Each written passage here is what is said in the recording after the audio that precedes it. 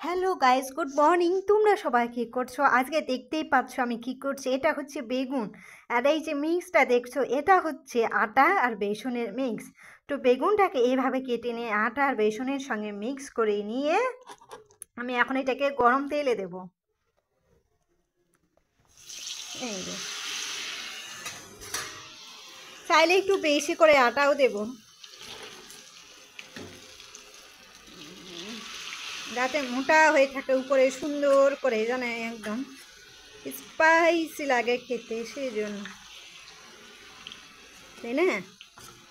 Tasty তো হতেই হবে, যেহেতু আমার হাতের রান্না, আমার হাতের বানানো অক্টোপাস।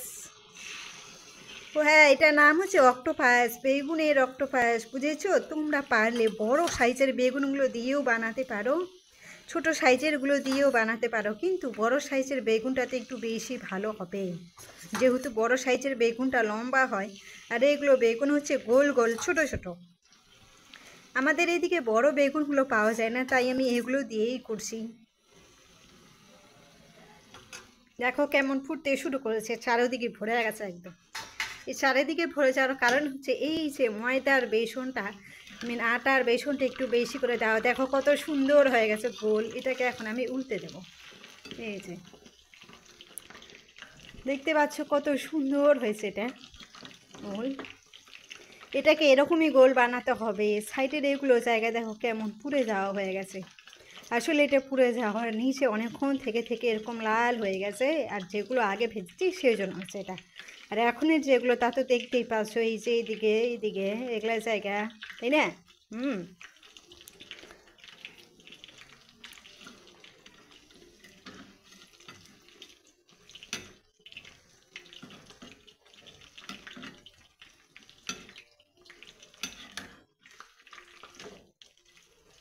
আর একটুখানি লাল করে ভেজে নিতে হবে।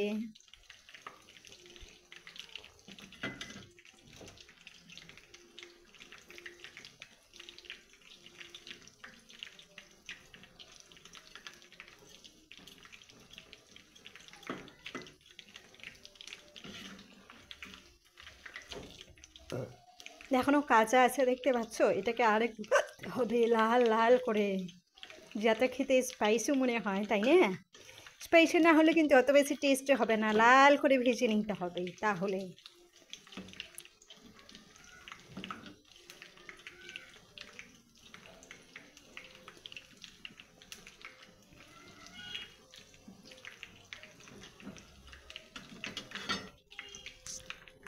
দেখা যাক কেমন হয় আমার এই রেসিপিটা।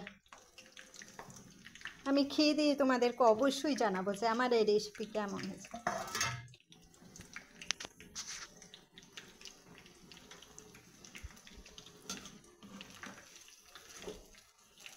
আর একটুখানি হবে, এগুলো জায়গা এখনো হয়নি।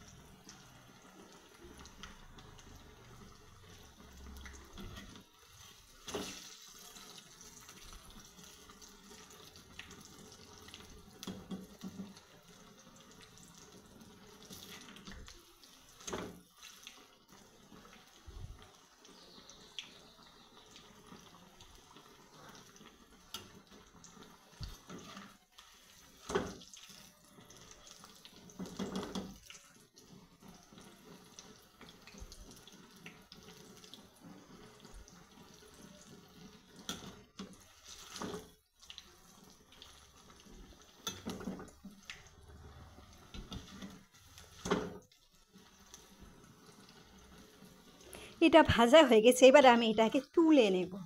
দেখতে পাচ্ছ কত সুন্দর